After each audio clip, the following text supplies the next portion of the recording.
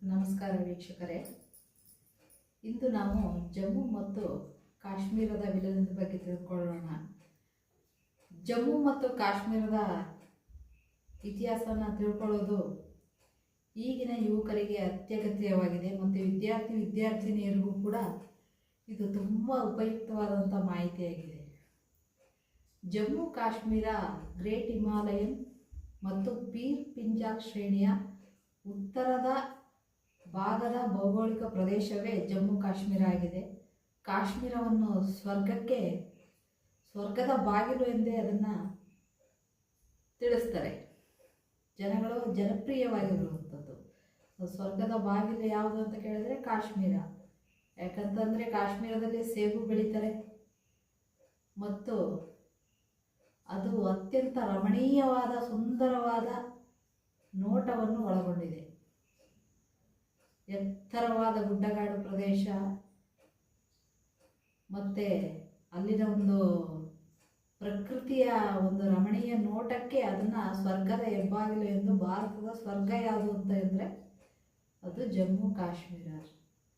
ಆ ಜಮ್ಮು ಕಾಶ್ಮೀರದ ಇತಿಹಾಸವನ್ನು ಇವತ್ತು ನಾವು ತಿಳ್ಕೊಳ್ಳೋಣ. ಹೇಗೆ ಜಮ್ಮು ಕಾಶ್ಮೀರ ಭಾರತಕ್ಕೆ ವಿಲೀನ ಆಯಿತು ಅಂತ ನಾವು ತಿಳ್ಕೊಬೇಕಾಗಿದೆ. ಅದು ಮುಖ್ಯವಾಗಿದೆ. ಈಗಿನ ವಿದ್ಯಾರ್ಥಿಗಳು ಅದನ್ನು ತಿಳಿದುಕೊಳ್ಬೇಕು. ಹೇಗೆ ವಿಲೀನ ಆಯಿತು ಭಾರತಕ್ಕೆ ಜಮ್ಮು ಕಾಶ್ಮೀರ ಹೇಗೆ ವಿಲೀನ ಆಯಿತು ಅಂತ. 1947ನಲ್ಲಿ ಸ್ವತಂತ್ರ ಬಂದ ನಂತರ ಅದರ ಒಂದು ಅಧಿನಿಯಮದ ಪ್ರಕಾರ, ಇಂಡಿಯನ್ ಇಂಡಿಪೆಂಡೆನ್ಸ್ ಆ್ಯಕ್ಟ್ ಪ್ರಕಾರ ಜಮ್ಮು ಮತ್ತು ಕಾಶ್ಮೀರ ಭಾರತಕ್ಕೆ ವಿಲೀನ ಮಾಡಿಕೊಳ್ಳೇಬೇಕು. ಭಾರತ ವಿಲೀನ ಮಾಡ್ಕೊಳ್ಳೋವಂಥ ಒಂದು ಚಾಯ್ಸ್ನ ಲಾರ್ಡ್ ಮೌಂಟ್ ಬ್ಯಾಟನ್ ಕೊನೆಯ ವೈಸ್ರಾಯ್ ಆದಂಥವರು ಕೊಡ್ತಾರೆ. ಯಾಕಂದರೆ ಭೌಗೋಳಿಕ ಸಾಮೀಪ್ಯ ದೃಷ್ಟಿಯಲ್ಲಿ ಎರಡರಲ್ಲಿ ಒಂದನ್ನು ಆಯ್ಕೆ ಮಾಡ್ಕೊಳ್ಬೇಕಾಗಿರುತ್ತೆ ಅವರು. ಪಾಕಿಸ್ತಾನ ಇಲ್ಲ ಭಾರತ, ಎರಡರಲ್ಲಿ ಒಂದನ್ನು ಆಯ್ಕೆ ಮಾಡ್ಕೊಳ್ಬೇಕು ಅಂತ ಹೇಳಿರ್ತಾರೆ. ಅಂಥ ಒಂದು ಸಮಯದಲ್ಲಿ ಎಲ್ಲ 500ಕ್ಕೂ ಹೆಚ್ಚು ಸಂಸ್ಥಾನಗಳು, 500ಕ್ಕೆ ಹೆಚ್ಚು ರಾಜ್ಯಗಳು ಭಾರತಕ್ಕೆ ವಿಲೀನ ಆಗಿರ್ತವೆ. ಅದು 3 ಹೊರತುಪಡಿಸಿ ಒಂದು ಒಂದು ಜುನಾಗಢ್ ಮತ್ತು ಹೈದರಾಬಾದ್, ಜಮ್ಮು ಕಾಶ್ಮೀರ, ಈ 3 ಕೂಡ ಭಾರತಕ್ಕೆ ವಿಲೀನ ಆಗಿರೋದಿಲ್ಲ.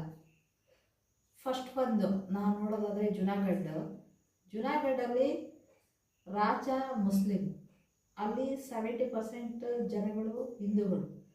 ಅವರು ಪಾಕಿಸ್ತಾನಕ್ಕೆ ಸೇರ್ಪಡೆಯಾಗಲಿಕ್ಕೆ ಇಷ್ಟಪಡೋದಿಲ್ಲ, ವಿಲೀನ ಆಗೋದಿಲ್ಲ ಅವರು. ಆದರೆ ಅಲ್ಲಿಯ ರಾಜ ಯಾರು? ಮುಸ್ಲಿಂ.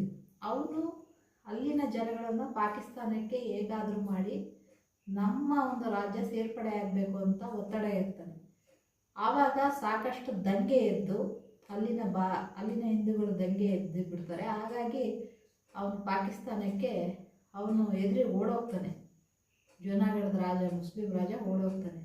ಆವಾಗ 19 ನವೆಂಬರ್ 1947ನಲ್ಲಿ ಭಾರತಕ್ಕೆ ಜುನಾಗಢ ವಿಲೀನ ಆಗುತ್ತೆ. ಅದರ ನಂತರ ಬರೋದೇ ಹೈದರಾಬಾದಲ್ಲೂ ಹಾಗೆ. ಹೈದರಾಬಾದ್ ನಿಜಾಮ ಮುಸ್ಲಿಮು, ಅಲ್ಲಿ 90% ಜನಗಳು ಮತ್ತು ಅವರೇ ಹಿಂದೂಗಳು. ಹೀಗಾಗಿ ಅವರು ಮುಸ್ಲಿಂ ಆಗಿರೋದ್ರಿಂದ ಪಾಕಿಸ್ತಾನಕ್ಕೆ ಹೋಗಲೇಬೇಕು ಅಂತ ಅಲ್ಲಿನ ಜನಕ್ಕೆ ಅವನು ಕೂಡ ಒತ್ತಡ ಇರ್ತಾನೆ.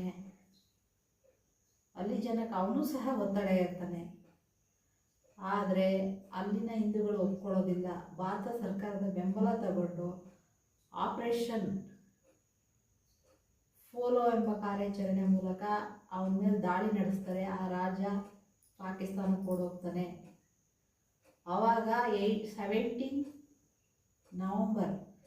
17 ಸೆಪ್ಟೆಂಬರ್ 1947ನಲ್ಲಿ ಹೈದರಾಬಾದ್ ಕೂಡ ಭಾರತಕ್ಕೆ ವಿಲೀನ ಆಗುತ್ತೆ.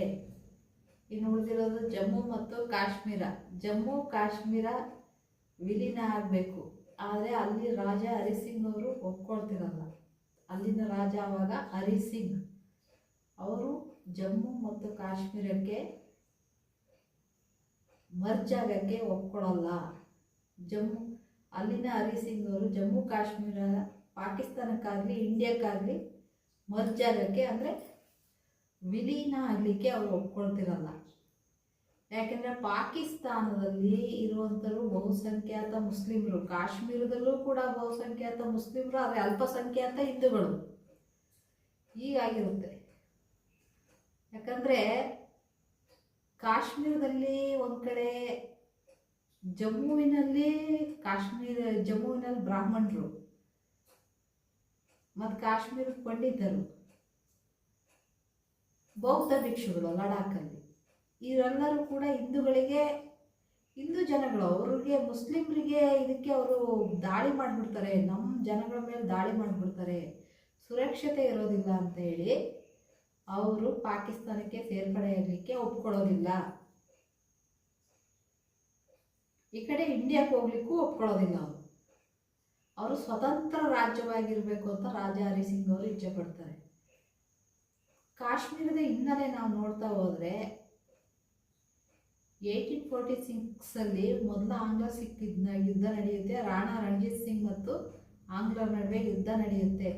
ಅದರಲ್ಲಿ ಸಿಖ್ರು ಗೆಲ್ತಾರೆ, ಬ್ರಿಟಿಷರು ಸೋಲ್ತಾರೆ. 1848 ಅಮೃತ್ಸರ್ ಒಪ್ಪಂದ ಆಗುತ್ತೆ. ತದನಂತರ ಗುಲಾಬ್ ಸಿಂಗ್ ಎಂಬ ರಾಜ ಬರ್ತಾನೆ.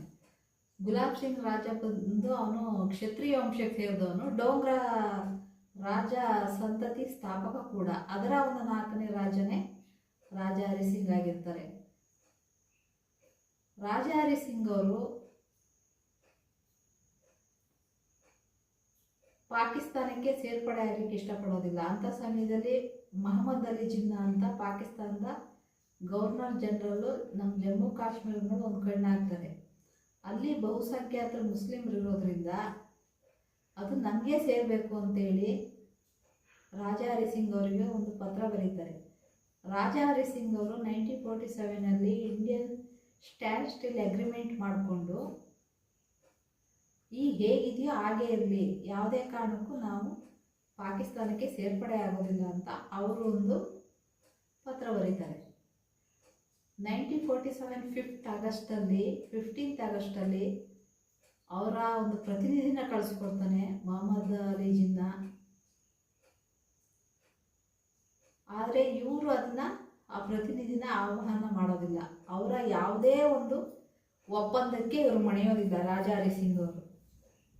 ಅಂಥ ಸಮಯದಲ್ಲಿ ಇನ್ನೊಂದು ಪತ್ರ ಬರೀತಾರೆ 1947.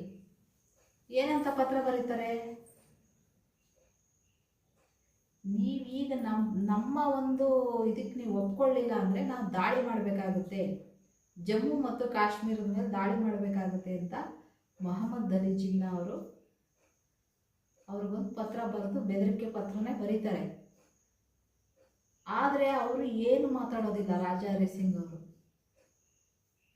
ಆವಾಗ ಇವ್ರು ಏನು ಮಾಡ್ತಾರೆ, ಲಾರ್ಡ್ ಮೌಂಟ್ ಬ್ಯಾಟನನ್ನು ಭೇಟಿಯಾಗಿ ಮಾತಾಡ್ತಾರೆ. ನೋಡಿ, ಈಗಿದೆ, ಹಿಂಗೆ ನಮಗೆ ಜಮ್ಮು ಕಾಶ್ಮೀರ ನಮ್ಮ ಕೈವಶ ಆಗಬೇಕಾಗುತ್ತೆ ಅಷ್ಟೇ ಅಂತ ಹೇಳ್ಬಿಟ್ಟು ಇದು ಮಾಡ್ತಾರೆ. ಆ ಸಮಯದಲ್ಲಿ ಇವನೇನು ಮಾಡ್ತಾರೆ, 1947 15th August 2nd October, mostly 24 October 1947 ಗುಲ್ಮರ್ಗ್ ಎಂಬ ಇದು ಕಾರ್ಯಾಚರಣೆ ನಡೆಸ್ತಾರೆ. ಕಾರ್ಯಾಚರಣೆ ನಡೆಸಿ ಆ ಮುಜಾಫರ್ಬಾದ್ವರೆಗೂ ಬಂದು ಅಲ್ಲಿಂದ ಬಾರಾಮುಲ್ಲಾ ಉರಿ ಎಂಬ ಪ್ರದೇಶನ ವಶಪಡಿಸ್ಕೊಂಡು ಅಲ್ಲಿ ಸೈನಿಕರು, ಯಾರು ಪಾಕಿಸ್ತಾನದ ಸೈನಿಕರು ಕಳಿಸಿರ್ತಾನಲ್ಲ ಅವನು, ಸಾಕಷ್ಟು 2000ಕ್ಕೂ ಹೆಚ್ಚು ಸೈನಿಕರು ಮತ್ತು ಬಹಳ ಅಪಾಯಕಾರಿ ಸುಸಜ್ಜಿತವಾದ ಸೇನೆ ಕಳಿಸಿ ಮುಜಾಫರ್ಬಾದ್ದಿಂದ ಬಾರಾಮುಲ್ಲಾ ಮತ್ತು ಉರಿ ಪ್ರದೇಶಗಳನ್ನು ವಶಪಡಿಸ್ಕೊಳ್ತಾರೆ. ಆವಾಗ ಅದರ ತದನಂತರ ಶ್ರೀನಗರಕ್ಕೆ ಬರ್ತಾರೆ. ಆವಾಗ ನಮ್ಮ ರಾಜಾ ಹರಿ ಸಿಂಗ್ ಅವರಿಗೆ ತುಂಬ ಭಯ ಆಗುತ್ತೆ. ಎಲ್ಲಿ ನಮ್ಮ ಒಂದು ಎಲ್ಲಿ ರಾಜ್ಯನ ವಶಪಡಿಸ್ಕೊಳ್ತಾರೋ ಅಂತ ಅವರು ಜಮ್ಮುಗೆ ಓಡೋಗ್ತಾರೆ. ಆಮೇಲೆ ಲಾರ್ಡ್ ಮೌಂಟ್ ಬ್ಯಾಟನ್ ಅವರಿಗೆ ಸಹಾಯ ಮಾಡಿ, ನಮ್ಮ ಒಂದು ರಾಜ್ಯಕ್ಕೆ ಸಹಾಯ ಮಾಡಿ ಅಂತ ಅವ್ರನ್ನ ಕೇಳ್ಕೊಳ್ತಾರೆ, ಸೈನ್ಯ ಸಹಾಯ ಮಾಡಿ. ಅದಕ್ಕೆ ಅವರು ಲಾರ್ಡ್ ಮೌಂಟ್ ಬ್ಯಾಟನ್ ಏನು ಹೇಳ್ತಾರೆ, ಜಮ್ಮು ಕಾಶ್ಮೀರ ಭಾರತದ ಪ್ರದೇಶವೇ ಅಲ್ಲ, ಭೌಗೋಳಿಕ ನಮ್ಗೆ ಸೇರ್ಪಡೆ ಆಗಿಲ್ಲ ಅಂದರೆ ನಾವು ಯಾವುದಕ್ಕೂ ಸಹಾಯ ಮಾಡೋಕ್ಕಾಗಲ್ಲ ಅಂತ ಹೇಳಿ ಲಾರ್ಡ್ ಮೌಂಟ್ ಬ್ಯಾಟನ್ ಹಿಂಜರಿತಾರೆ. ಆವಾಗ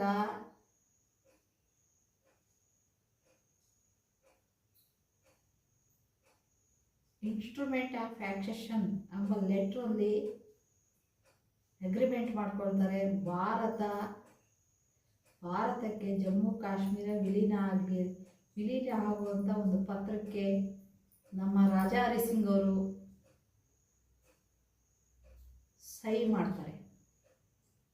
ಆವಾಗ ಲಾರ್ಡ್ ಮೌಂಟ್ ಬ್ಯಾಟನ್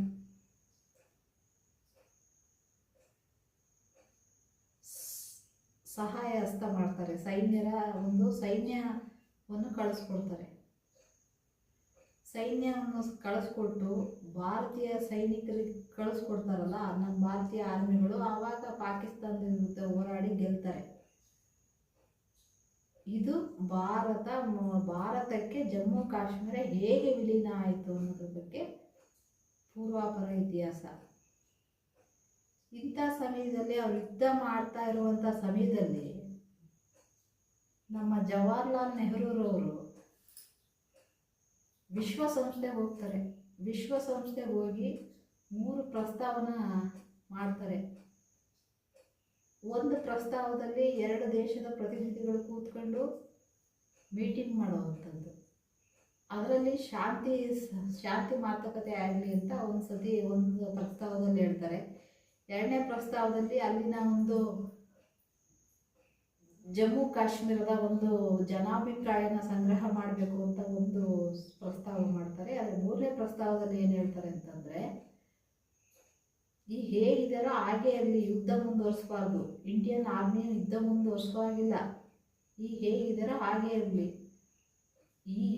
ಯಾವ ಜಾಗದಲ್ಲಿ ನಿಂತಿದ್ದಾರೋ ಆ ಜಾಗ ಲೈನ್ ಆಫ್ ಕಂಟ್ರೋಲ್ ಅಂತ ಪರಿಗಣಿಸಬೇಕು ಅಂತ ಹೇಳ್ಬಿಡ್ತಾರೆ. ಇವ್ರು ಮುನ್ನುಗ್ಗುವಾಗಿಲ್ಲ ನಮ್ಮ ಇಂಡಿಯನ್ ಆರ್ಮೀಸ್. ಒಂದು ವೇಳೆ ಆ ನಿರ್ಧಾರ ತಗೊಳ್ಳದೆ ಹೋಗಿದ್ದಿದ್ರೆ ಇವತ್ತಿಗೆ ಗಿಲ್ಗಿಟ್ ಮತ್ತು ಬಾಲ್ಟಿಸ್ತಾನ್ ನಮಗೆ ಸೇರ್ತಿತ್ತು. ಯಾವಾಗ ಅವ್ರು ನಿಂತ ಜಾಗದಲ್ಲಿ ಇದು ಮಧ್ಯದಲ್ಲೂ ಲೈನ್ ಆಫ್ ಕಂಟ್ರೋಲ್ ಎಳಿತಾರೆ. ಜಮ್ಮು ಕಾಶ್ಮೀರ ಲದಾಖು ನಮ್ಮ ಇಂಡಿಯನಿಗೆ ಹೋಗುತ್ತೆ, ಗಿಲ್ಗಿಟ್ ಮತ್ತು ಬಾಲ್ಟಿಸ್ತಾನು ಪಾಕಿಸ್ತಾನಕ್ಕೆ ಹೋಗುತ್ತೆ. ಅದೇ POK ಅಂತ ಕರೆಯಲ್ಪಡ್ತಾ ಇದೆ ಇವತ್ತು. ಈಗ ಅದು ಆ ಗಡಿ ಸಮಸ್ಯೆ ಅದಿರೋದಕ್ಕೆ ಈಗ ನಮ್ಮ ಮೇಲೆ ಅವರು ಆಕ್ರಮಣ ಮಾಡ್ತಾ ಇರೋದು. ಎಲ್ಲ ಜಮ್ಮು ಕಾಶ್ಮೀರನು ನಮಗೆ ಸೇರಬೇಕು ಅಂತೇಳಿ ಅವರು ಆಕ್ರಮಣ ಮಾಡ್ತಾ ಇದ್ದಾರೆ. ಇದಿಷ್ಟು ಜಮ್ಮು ಕಾಶ್ಮೀರ ಭಾರತಕ್ಕೆ ಹೇಗೆ ವಿಲೀನ ಆಯಿತು ಅನ್ನೋದ್ರ ಬಗ್ಗೆ ಅದರ ಒಂದು ಇತಿಹಾಸನ ನಾನು ನಿಮಗೆ ತಿಳಿಸ್ಕೊಟ್ಟಿದ್ದೀನಿ. ಇದರಿಂದ ಎಲ್ಲರಿಗೂ ಉಪಯೋಗ ಆಗಿದೆ ಅಂತ ನಾನು ಭಾವಿಸ್ತೀನಿ.